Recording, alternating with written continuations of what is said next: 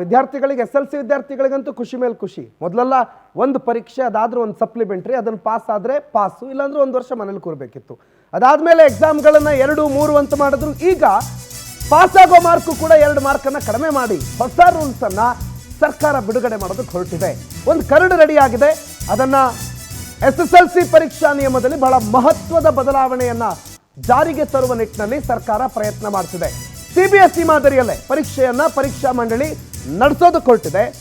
SSLC passing percentage ಅಂದ್ರೆ marks ಏನಿದೆ ಅದನ್ನ ರಾಜ್ಯ ಸರ್ಕಾರ ಈ ಕರಡಿನಲ್ಲಿ ಕಡಿತಗೊಳಿಸಿದೆ. ಆದ್ರೆ ಇದು ಮಕ್ಕಳಿಗೆ ವರದಾನನ, ಪಾಸ್ ಆಗೋದಕ್ಕೆ ವರದಾನ, ಆದ್ರೆ ಮಕ್ಕಳ ಅಭಿವೃದ್ಧಿ ವಿಚಾರದಲ್ಲಿ ವರದಾನನ 35%. ಮೊದಲು ಅದು ಇನ್ನೂ ಜಾಸ್ತಿ ಇತ್ತು, ಈಗ ಲಾಸ್ಟಿಗೆ 35ಕ್ಕೆ ಬಂದು ನಿಂತಿತ್ತು, ಈಗ 33%ಗೆ ಬಂದು ಇಳಿದಿದೆ. ಒಂದು ಸಬ್ಜೆಕ್ಟ್ ಅಲ್ಲಿ 35, 33, ಉಳಿದಂತೆ ಎಲ್ಲ ಸಬ್ಜೆಕ್ಟ್ ಆಲ್ ಟುಗೆದರ್ 625ಕ್ಕೆ 206 ಮಾರ್ಕ್ ತಗೊಂಡ್ರೆ ನೀವು ಪಾಸು. 15 ದಿನದ ಒಳಗೆ ಇದಕ್ಕೆ ಏನಾದರೂ ಆಕ್ಷೇಪಣೆ ಇದ್ರೆ ಸಲ್ಲಿಸಬಹುದು ಅಂತ ಸಾರ್ವಜನಿಕರಿಂದ ಆಕ್ಷೇಪಣೆಯನ್ನ ಸರ್ಕಾರ ವೆಲ್ಕಮ್ ಮಾಡ್ತಾ ಇದೆ. ಆದರೆ ಆಕ್ಷೇಪಣೆ ಸಲ್ಲಿಕೆ ಆದ ನಂತರ ಒಂದು ವೇಳೆ ಆಗಿಲ್ಲ ಅಂತಂದ್ರೆ 33 ಮಾರ್ಕೇ ಒಂದು ವೇಳೆ ಪಾಸಿಂಗ್ ಮಾರ್ಕು ಅನ್ನೋದನ್ನ ಕನ್ಸಿಡರ್ ಮಾಡೋದಾದ್ರೆ ಇದು ಮಕ್ಕಳಿಗೆ ಹೆಂಗೆ ಇಫೆಕ್ಟ್ ಆಗುತ್ತೆ? ಇದು ಒಂದು ಒಳ್ಳೆ ನಿಯಮನ, ಅಥವಾ ಕರ್ನಾಟಕದಲ್ಲಿ ಪಾಸಿಂಗ್ ಪರ್ಸೆಂಟೇಜ್ ಜಾಸ್ತಿ ಮಾಡ್ಕೋಬೇಕು, ಸರ್ಕಾರಕ್ಕೆ ಹೆಗ್ಗಳಿಕೆ ಬರಬೇಕು, ನನ್ನ ಆಡಳಿತಾವಧಿಯಲ್ಲಿ SSLC ಮಕ್ಕಳು ಜಾಸ್ತಿ ಜನ ಪಾಸ್ ಆದ್ರು ಅಂತ ಹೇಳಿಸ್ಕೊಳ್ಳೋದಕ್ಕೆ ಅಥವಾ ಹೇಳೋದಕ್ಕೆ ಈ ವ್ಯವಸ್ಥೆ ತಂದ್ರ ಅನ್ನುವ ಪ್ರಶ್ನೆ ಅಂತೂ ಸಹಜವಾಗಿದೆ. ಯಾಕಂದ್ರೆ ಶಿಕ್ಷಣ ಇಲಾಖೆ ಕಳೆದ ಮಧು ಬಂಗಾರಪ್ಪನವರ ಅವಧಿಯಲ್ಲಿ ಮಾಡ್ಕೊಂಡಿರುವ ಎಡವಟ್ಟುಗಳು ಸುಮಾರು, ಅದನ್ನು ತಿದ್ದುಪಡಿ ಕೂಡ ಮಾಡ್ಕೊಂಡಿದ್ರು. ಆ ಎಡವಟ್ಟು ಲಿಸ್ಟಿಗೆ ಇದು ಒಂದ, ಅಥವಾ ಇದು ಕೂಡ one of the good decision ಅಂತ ಅನಿಸುತ್ತಾ sir? No, I don't agree. ನನ್ನ ಪ್ರಕಾರ ಇದು ಗುಡ್ ಡಿಸಿಷನ್ ಅಲ್ವೇ ಅಲ್ಲ. ನೀವು ಮಕ್ಕಳನ್ನು 35%ಗಿಂತ ಜಾಸ್ತಿ ತಗೊಳ್ಳುವಂತಹ ಒಂದು ಮೈಂಡ್ ಸೆಟ್ಟನ್ನು ರೆಡಿ ಮಾಡಬೇಕು. ಅದಕ್ಕೆ ಫೆಸಿಲಿಟಿ ಕೊಡಬೇಕು, ಅದಕ್ಕೆ ಆದಂಥ ಶಿಕ್ಷಕರನ್ನು ಕೊಡಬೇಕು, ಆ ಒಂದು ಸ್ಟೇಜ್ ಕ್ರಿಯೇಟ್ ಮಾಡಬೇಕು. ಅದು ಬಿಟ್ಬಿಟ್ಟು ನಿಮ್ಮ ಯೋಗ್ಯತೆಗೆ ಸರಿಯಾದ ಪಾಠ ಶಾಲೆ ಇಲ್ಲ, ಸರಿಯಾದ ಕೂತ್ಕೊಳ್ಳಿಕ್ಕೆ ಬೆಂಚ್ ಇಲ್ಲ, ಕರೆಕ್ಟಾಗಿ 4 ಶಿಕ್ಷಕರಿಲ್ಲ ಅಂಥವ್ರನ್ನು ಕರ್ಕೊಂಡೋಗಿ ನೀವು 33 ತೆಗಿರಿ, ನಾಳೆ 30 ತೆಗಿರಿ, ನಮ್ಮ ಯೋಗ್ಯತೆಗೆ ಇನ್ನೂ ಪಾಸ್ ಮಾಡಲಿಕ್ಕಾಗಿಲ್ಲ ಅಂದರೆ 20 ತೆಗಿರಿ, ಸಾಕು ನಾವು ಪಾಸ್ ಮಾಡ್ತೀವಿ ಅಂತ. ಇದರಲ್ಲೂ ಕೂಡ ನೋಡಿ, 1ರಿಂದ 9ನೇ ಕ್ಲಾಸ್ ಒಳಗಡೆ ಪೇ ಮಾಡಬೇಡಿ, ಫೈಲ್ ಮಾಡಬೇಡಿ ಅವರನ್ನು, ಅವರು ಅನುತ್ತೀರ್ಣರಾಗಬಾರ್ದು. 10ನೇ ಕ್ಲಾಸಿಗೆ 100 ಮಾರ್ಕಲ್ಲಿ 80 CBSE ಥರ ನಾವು ಮಾಡ್ತೀವಿ ಅಂತ. ಈ ಗವರ್ಮೆಂಟಿಗೆ CBSE ಸಿಲೆಬಸ್ ನೋಡಿದಾರಾ ಇಲ್ಲ ಅಂತ ಡೌಟ್ ಇದೆ ನನಗೆ. CBSE ಮತ್ತು ICSE ಸಿಲೆಬಸ್ ಹೋಗಿ ಒಮ್ಮೆ ನೋಡಲಿ ಅವರು.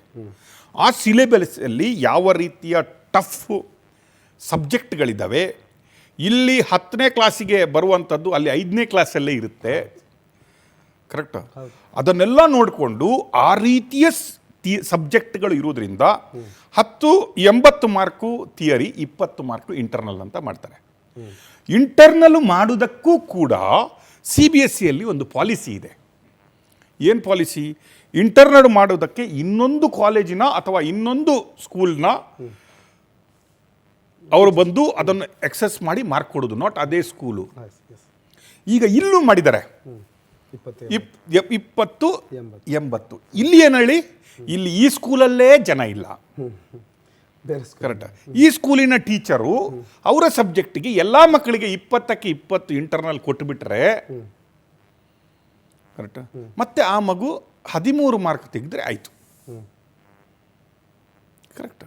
This is they are making the mind set to % result. Mister Madhu ಬಂಗಾರಪ್ಪನವರೇ, ನೀವು ಹೇಳಿದಂಗೆ ನಿಮಗೆ ಬೇಕಾಗಿರೋದು ಯಾವ ರೀತಿಯ ರಿಸಲ್ಟು, ನಮ್ಮ ಯೋಗ್ಯತೆಗೆ ಯಾವ ರೀತಿ ನಾವು ಕೊಡ್ತಾ ಇದ್ದೀವಿ ಅಂತ ಅಲ್ಲ.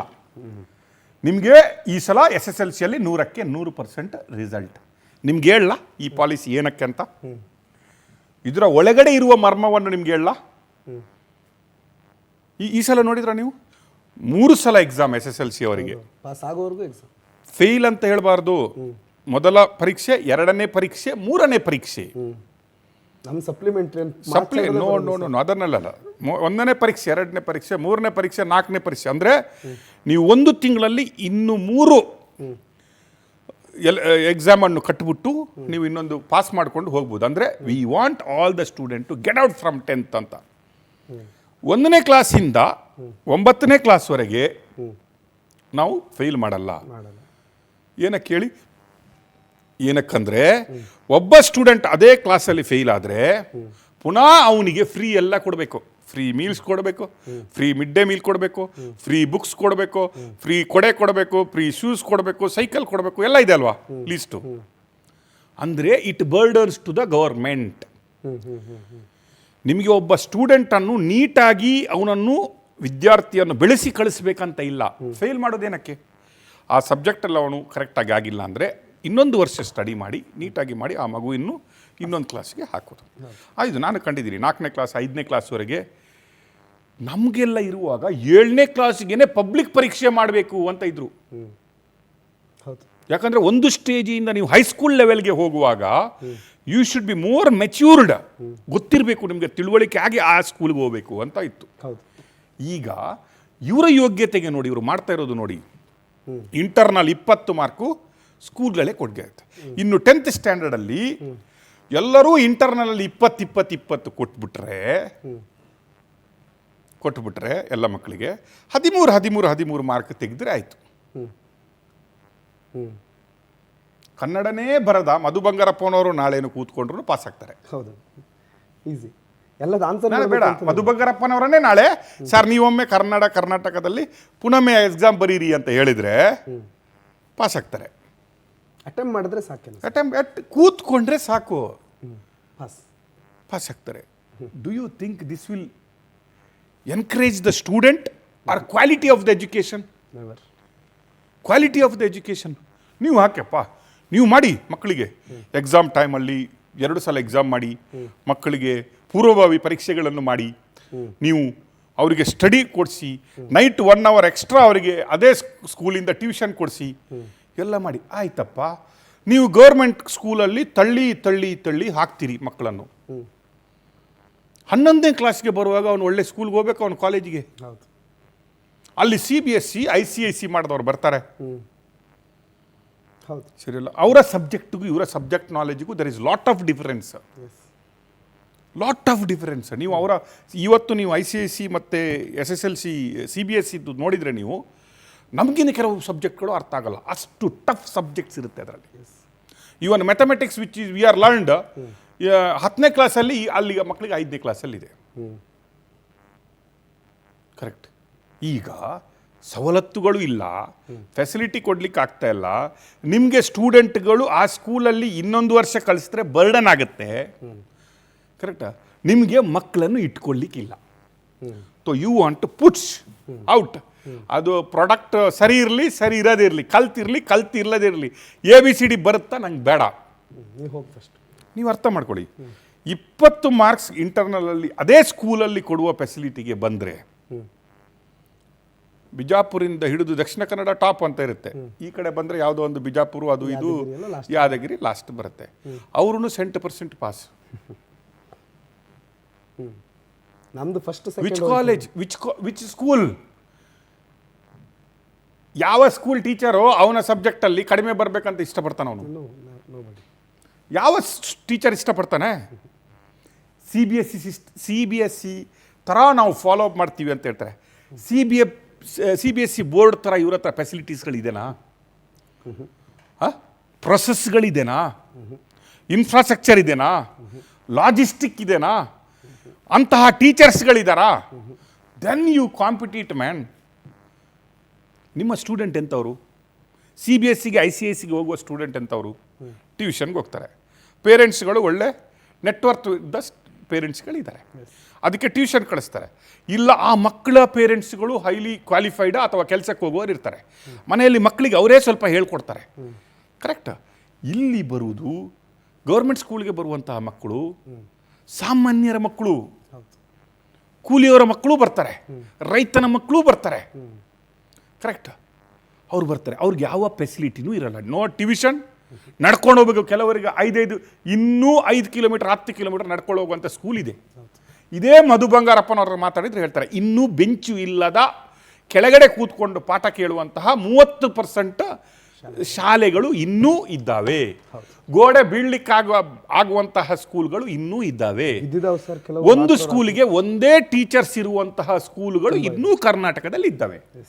ಅಂಥ ಪರಿಸ್ಥಿತಿಯಲ್ಲಿ ನೀವು 1ರಿಂದ 9ನೇ ಕ್ಲಾಸ್ವರೆಗೆ ಎಕ್ಸಾಮ್ ಫೇಲ್ ಮಾಡುವಂಗಿಲ್ಲ, ಮತ್ತು ಎಕ್ಸಾಮ್ ಕೂತ್ಕೊಳ್ಳೋಂಗಿಲ್ಲ ಅಂತ. ಎಕ್ಸಾಮ್ ಅವನು 30% ತೆಗಿಲಿ, 1% ತೆಗಿಲಿ, ಪಾಸೇ. ಮಕ್ಕಳಲ್ಲಿ ಆ ಫಿಯರ್ ಇರಲ್ಲ, ನಾನು ಫೇಲ್ ಆಗ್ತೀನಿ ಅನ್ನೋ ಫಿಯರ್ ಇರಲ್ಲ. ನಾನು ಓದ್ರಾಗುತ್ತೆ, ಹೋಗೋದಿದ್ರು ಆಗುತ್ತೆ. ಎಕ್ಸಾಮಲ್ಲಿ ಓದಿದ್ರು ಆಗುತ್ತೆ. ಎಕ್ಸಾಮಲ್ಲಿ ನಾನು ಫೇಲ್ ಆಗ್ತೀನಿ, ಕ್ಲಾಸಲ್ಲಿ ಫೇಲ್ ಆಗ್ತೀನಿ ಅನ್ನುವ ಫಿಯರೇ ಆ ಹುಡುಗನಿಗಿಲ್ಲ ಅಂತ ಹೇಳಿದ್ರೆ, ಎಸ್ ಅಪ್ ಟು 5th. ಈಗ CBS ಅಲ್ಲೂ ಕೆಲವು ನೋಡ್ತೀರಿ, ಅಪ್ ಟು 5th ಸ್ಟ್ಯಾಂಡರ್ಡ್ವರೆಗೆ ದರ್ ಇಸ್ ನೋ ಎಕ್ಸಾಮ್. ಅದರ ನಂತರ ಫಿಲ್ಟರ್ ಮಾಡ್ತಾ ಬರ್ತಾರೆ ಅವರು. ಎಲ್ಲಿವರೆಗೆ ಅಂದರೆ ಅವ್ರು ಹೇಳ್ತಾರೆ 9th ಇಂದ 10th ಹೋಗುವಾಗ you are unfit for 10th, you stay back 1 year in 9th ಅಂತ ಹೇಳ್ತಾರೆ. ಪೇರೆಂಟ್ಸ್ ಕರೆದು ಕೇಳ್ತಾರೆ ಅವರು, 1 ವರ್ಷ 9th ಪುನಃ ಓದಿಸ್ತೀವನಿಗೆ ಅಂತ. ಕರೆಕ್ಟ್. ಅಲ್ಲಿ ವಿದ್ಯಾರ್ಥಿಗಳ ನಾಲೆಜು, ಭವಿಷ್ಯ ಏನು ತಿಳ್ಕೊಳ್ತಾರೆ ಅದು ಮುಖ್ಯ ಇರುತ್ತೆ. ಇಲ್ಲಿ ನಮ್ಮ ಗೌರ್ಮೆಂಟಿಗೆ ಅದು ಮುಖ್ಯ ಅಲ್ಲ. ಜಸ್ಟ್ ಪುಷ್ ಇಟ್, ದೂಡ್ ಬಿಡೋನು ಅಂತ. What is this? 9ನೇ ಕ್ಲಾಸಿಂದ 10ನೇ ಕ್ಲಾಸ್ವರೆಗೆ ನಾವು ಮುಂಚೆ ಹೇಳ್ತಾಯಿದ್ರು, ಅವನು ಪಾಸಾಗಿಲ್ಲ, ದೂಡಿದ್ದವನನ್ನು ಅಂತ. ನಾವೆಲ್ಲ ಸ್ಕೂಲ್ಗೆ ಹೋಗುವಾಗ, ನಾವು ಗೌರ್ಮೆಂಟ್ ಸ್ಕೂಲಲ್ಲೇ ಕಲ್ತವ್ರಲ್ಲ, ಏನು ಹೇಳ್ತಾಯಿದ್ದು, ಅವ್ನು ಪಾಸಾಗಿದ್ದಲ್ಲ 1ನೇ ಕ್ಲಾಸಿಂದ 2ನೇ ಕ್ಲಾಸಿಗೆ ಅವನು ದೂಡಿದ್ದು ಅಂತ. ಇದು 1ನೇ ಕ್ಲಾಸಿಂದ 9ನೇ ಕ್ಲಾಸ್ವರೆಗೆ ನಾವು ದೂಡ್ತೀವಿ. ದೆನ್ 10ನೇ ಕ್ಲಾಸಲ್ಲಿ ನಾವೇ ದುಡುದು, ನೀವು ಹೋದರೆ ಹೋಗಿ, ಇಲ್ಲ ಅಲ್ಲೂ ನಾವು ನಿಮಗೆ ದುಡ್ಲಿಕ್ಕೆ 3/4% ಟ್ರೈ ಮಾಡ್ತೀವಿ. ಕರೆಕ್ಟ್. ಬಿಕಾಸ್ 20 ಮಾರ್ಕ್ ನಾವು ಕೊಡ್ತೀವಿ. 20ರಲ್ಲಿ 20 ಬೇಡಪ್ಪ, ಒಂದು 17-18 ಕೊಟ್ಟರೆ ಸಾಕಲ್ವಾ? 15 ಈಗ ಮಧು ಬಂಗಾರಪ್ಪನ ಹೇಳ್ತಾರೆ, ಮಾಸ್ ಕಾಪಿಂಗ್ ಆಗ್ತಾ ಇತ್ತು, ನಾವೆಲ್ಲ ಅದನ್ನು CCTV ಹಾಕಿದ್ದೀವಿ, ನಾವೆಲ್ಲ ಅದಕ್ಕಾಗಿ ಅದು ಎಕ್ಸಾಮಿನೇಷನ್ ಕಾಪಿಂಗ್ ನಡೀತಾ ಇಲ್ಲ, ಮುಂಚೆ ಮಕ್ಕಳು ನೋಡಿಬಿಟ್ಟು ಟೀಚರ್ಸ್ಗಳೇ ಕಲಿಸ್ತಾ ಇದ್ರು, ಬರ್ಕೊಡ್ತಾ ಇದ್ರು ಅಂತ ಹೇಳಿದರು. ಈಗ ಟೀಚರ್ಸ್ಗಳು ಏನು ಮಾಡ್ತಾರೆ?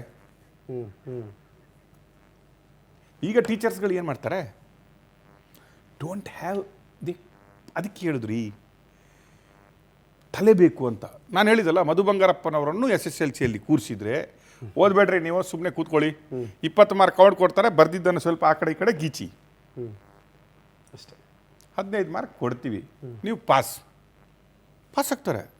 ಅವರು ಕನ್ನಡದಲ್ಲಿ ಪಾಸ್ ಆಗ್ತಾರೆ. ಕನ್ನಡ ಓದ್ಲಿಕ್ಕೆ ಅವ್ರು ಇಂಗ್ಲೀಷ್ ಮೀಡಿಯಮಲ್ಲಿ ಕಲ್ತಾರೆ, ಓದ್ಲಿಕ್ಕೆ ಬರಲ್ಲ, ಬರೆಯೋಕ್ಕೆ ಬರಲ್ಲ ಅಂತ ಹೇಳ್ತಾ ಇದ್ರು.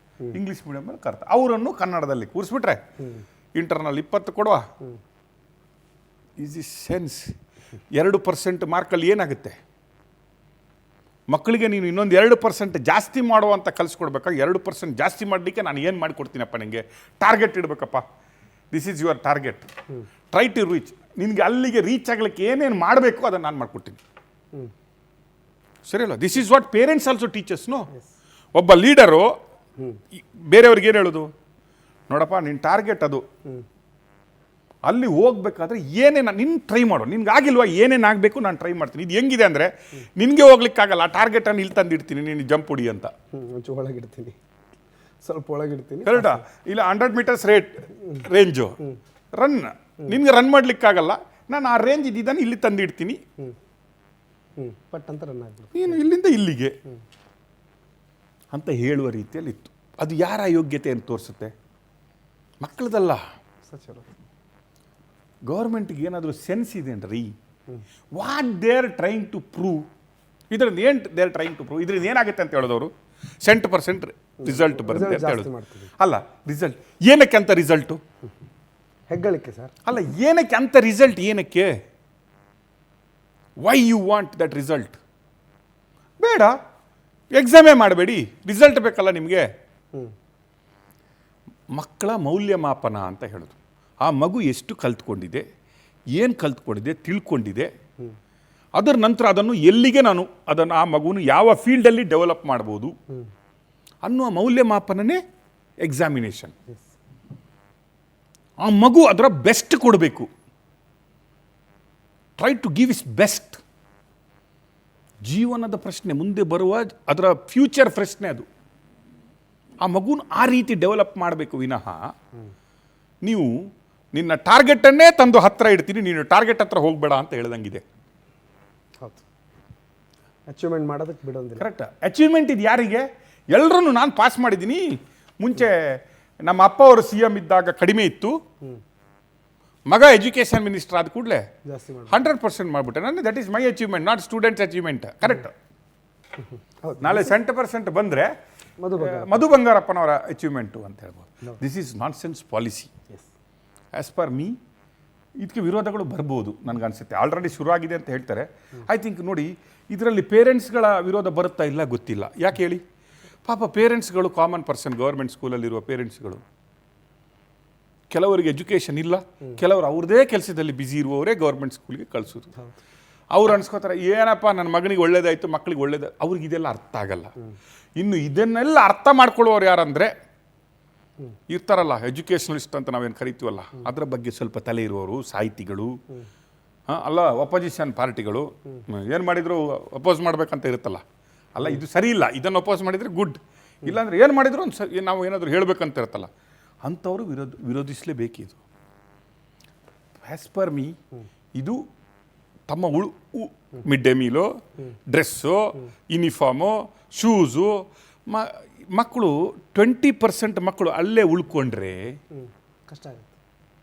ನೀವು ಅಟ್ಕೊಳ್ಳಿ, 1ನೇ ಕ್ಲಾಸಿಂದ 10ನೇ ಕ್ಲಾಸ್ವರೆಗೆ ಎಕ್ಸಾಮ್ ಮಾಡೋಪ್ಪ, ಬಿಡಿ 5ನೇ ಕ್ಲಾಸ್ವರೆಗೆ ಇಲ್ಲಪ್ಪ, 5ನೇ ಕ್ಲಾಸಿಂದ 10ನೇ ಕ್ಲಾಸ್ವರೆಗೆ ಸಪೋಸ್ ರಿಸಲ್ಟ್ಸ್ ಇದ್ದರೆ, ಪಾಸ್ ಫೈಲ್ ಇದ್ದರೆ, ಅದರಲ್ಲಿ ಫೇಲ್ ಆದ ಮಕ್ಕಳಿಗೆ ವಾಪಸ್ ಕೊಡಬೇಕಲ್ಲ. 20% ಮಕ್ಕಳಾದರೂ ಫೇಲ್ ಆಗ್ತಾರಲ್ಲ, ಮತ್ತಲ್ಲೇ ಓದಿಸ್ಬೇಕು, ಮತ್ತೆ ಅಲ್ಲೇ ಕೊಡಬೇಕಲ್ಲ. Yes sir, yes yes. But foolish ನಿರ್ಧಾರ ಅನ್ನೋದಂತೂ ಸ್ಪಷ್ಟ. ಬಟ್ ಸರ್ಕಾರ ಎಚ್ಚೆತ್ಕೊಂಡ್ರೆ ಒಳ್ಳೇದು. ಯಾಕಂದರೆ ಎಜುಕೇಷನಿಸ್ಟ್ DCM ಇರುವಂಥ ಗೌರ್ಮೆಂಟ್ ಅಲ್ವಾ, ಸೊ ಹಾಗಾಗಿ ನಮ್ಮದೊಂದು ಎಕ್ಸ್ಪೆಕ್ಟೇಷನ್ ಇದೆ. ಆಕ್ಷೇಪಣೆಗಳಿಗೆ ಅವಕಾಶ ಕೊಟ್ಟಿದ್ದಾರೆ, ಆಕ್ಷೇಪಣೆಗಳು ಬರುತ್ತೆ, ಬಂದ ಮೇಲೆ ಯಾವ ನಿರ್ಧಾರ ಬರುತ್ತೆ ನೋಡೋಣ. ಆದರೆ ದೆಹಲಿಯಲ್ಲಾಗಿರುವಂಥ ಒಂದು ಡೆವಲಪ್ಮೆಂಟ್ ರಾಜ್ಯ ರಾಜಕಾರಣದಲ್ಲಿ ಭಾಳ ಚರ್ಚೆಯಲ್ಲಿದೆ.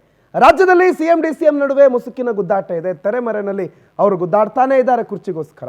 ಆದರೆ ದೆಹಲಿಯ ಕರ್ನಾಟಕ ಭವನದಲ್ಲಿ ಮುಖ್ಯಮಂತ್ರಿಗಳ ವಿಶೇಷ ಕಾರ್ಯದರ್ಶಿ, ವಿಶೇಷ ಕೆಲಸ ಮಾಡುವ ಒಬ್ಬರು, ಅವ್ರ ಜೊತೆಗೆ ಉಪಮುಖ್ಯಮಂತ್ರಿಗಳ ವಿಶೇಷ ಅಧಿಕಾರಿಯೊಬ್ಬರು ಗಲಾಟೆ ಮಾಡ್ಕೊಂಡಿದ್ದಾರೆ. ಅವರಿಬ್ಬರ ನಡುವಿನ ಗಲಾಟೆ ಅಲ್ಲಿನ ವಸತಿ CS ವರೆಗೆ ದೂರಿನ ರೂಪದಲ್ಲಿ ಹೋಗಿದೆ. ಆ ದೂರು CMಗೂ ತಲುಪಿದೆ, DCMಗೂ ತಲುಪಿದೆ. ಏನು ಅವ್ರ ಗಲಾಟೆ, ಯಾವ ವಿಚಾರಕ್ಕೆ, ರಾಜ್ಯಕ್ಕೂ ಅದಕ್ಕೂ ಏನು ಸಂಬಂಧ?